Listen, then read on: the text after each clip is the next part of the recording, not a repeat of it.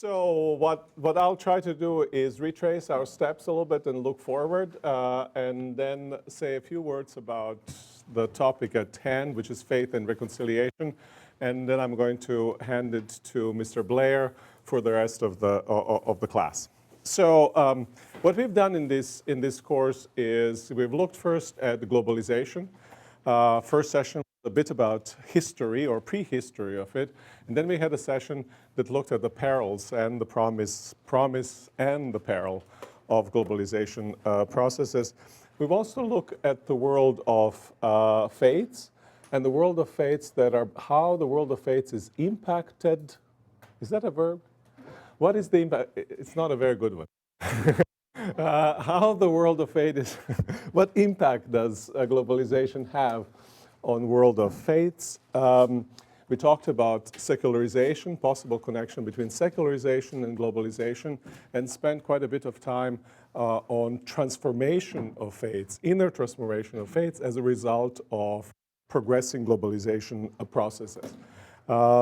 We've also looked at, in the last session, of possible influence faiths on globalization processes themselves.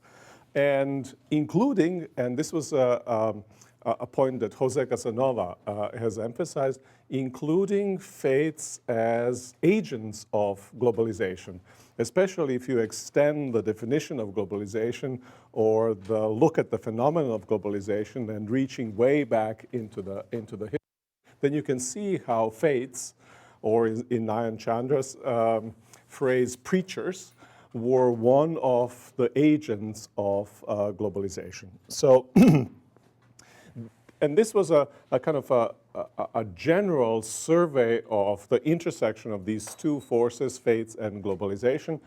And what we've also done is we've isolated two fundamental issues that run through the course, and this was, on the one hand, question of the role of faiths in the conflicts in the world, globalization bringing people together, making them interdependent, creating a world of diversity and pluralism, and faiths often stabilizing identities, and sometimes in very contrasting and therefore also conflictual kinds of ways. We've also looked at the potential of faith and asked about the potential of faith to humanize globalization processes. And we've identified that at the level of humanization, both at the level of processes, for instance, fairness, issue of fairness, how important that is, and contributions that faith might have in nurturing the virtue of fairness, as well as a kind of ends that people, or goals that people pursue, ultimate goals that people pursue within the processes of globalization. We talked about the self, the social relations, and the good that define religions, that define cultures, and that can be seen as goals that are pursued within the processes of globalization. So now we come from this nexus of issues of faith and globalization in more general terms to specific issues. So this is a kind of watershed in our course. We'll first look at question of violence and reconciliation. Then we have sessions on business, basically, politics and culture. Now, as it turns out, we have a session on reconciliation before we have a session on violence and religion and violence. So that isn't quite the logical order that you would expect, but some of it was conditioned by a set of circumstances where we had planned for the class, as you may recall, possibly to visit, go to Washington, D.C. to a conference of the common, about the common word. You have studied that case as a case study. The idea was for you to travel there to experience it firsthand. Alas, it was a closed conference, and it would not have been worth your while to sit at the door outside, not being able to sit in. By that time, we've already organized everything, including Mr. Blair's visit here, so we couldn't quite reverse this. But common word is a very good example of ways in which faith can be understood as serving the process of reconciliation. And what's significant for me, let me underline in the Common Word document, is that the document, whose main thesis is, right, you will recall, that Muslims and Christians, what binds them is not just belief in common God, in one God, but also commitment to worship God and also to love neighbor, to love God and to love neighbor. Now, what's interesting here is that commonalities, significant commonalities, are affirmed without denying the differences. Differences are clearly preserved, but there is an indication of a significant overlap in core convictions of these two traditions, and obviously both of these traditions get the idea of love of neighbor, love of God and love of neighbor from Judaism. And also that commonalities are something that touches what is genuinely at the heart of these faiths.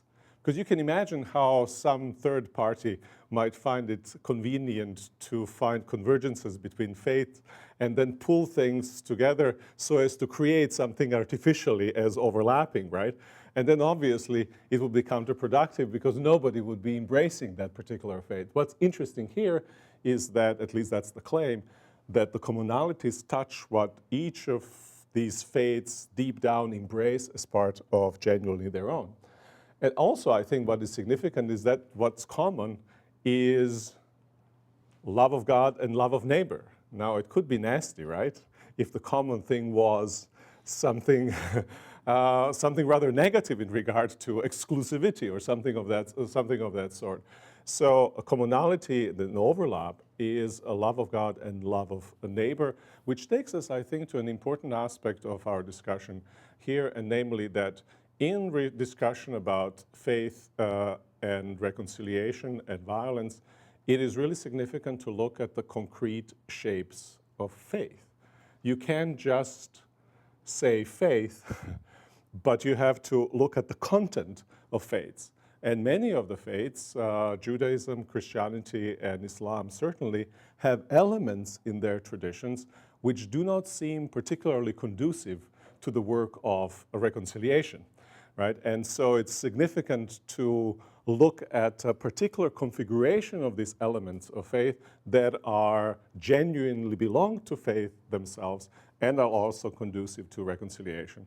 I have invoked a few times the phrase from David Martin about faiths having a repertoire, and you can, from which then, depending on circumstances, depending on historical developments, they draw, or some things they leave aside. Some things are foregrounded, other things are backgrounded. And I think that's very important for us to keep in mind, that faiths are dynamic entities, and therefore that we can have genuine embrace of faith, even if you can find in those faiths also elements that are counter to reconciliation processes, counter to peace. Nonetheless, people of faith can feel themselves as embracing genuinely their own faith and promoting at the heart of it that which serves reconciliation processes. There are a number of such things, at least I can speak for various faiths, primarily for Christianity, which I know the best. For instance, the elements that were important in Common Word were certainly dignity of each human person. Each human person is a creature of God. Therefore, that which often happens in conflicts, namely that you seek to dehumanize the other, just about in all the conflicts, serious conflicts that I know, a process of dehumanization precedes a serious deployment of violence. Right? You are vermin, you're cockroaches, you're whatever that is, you are subhuman, and because you are read as subhuman, therefore we can exterminate you, therefore we can, without moral compunction, exercise violence over you. So was in Rwanda, so it was in former Yugoslavia, certainly so it was in the Nazi Germany. So a very important element in the Common Word and many other faiths is this sense of common human dignity, and therefore requirement of the respect of the humanity of the other. And what's, I think, also interesting and important in the common word, that beyond a sense of a respect for the humanity, there goes also the idea of care for the other. That is the idea of the love of the neighbor that is so central for both of these faiths. In the context of conflict, that is often of incredible importance, because you have to somehow care not just about yourself, but also about the other and about the relationship with the other for reconciliation to get going. At least that's what faiths would like to think. Key element, certainly in the Christian tradition, and some of it you've read also in your readings, was a question of forgiveness in reconciliation processes. And that too is ultimately tied with the care for the other as other person. Without care for the other as other, reconciliation, forgiveness cannot get going.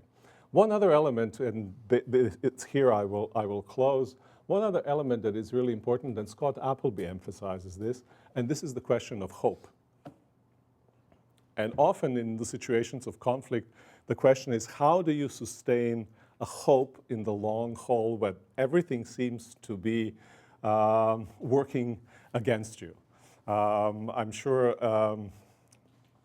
Mr. Blair will confirm this in the context of Ireland, situation of Ireland. Very often when I went there, the question was, well, how do we not lose hope?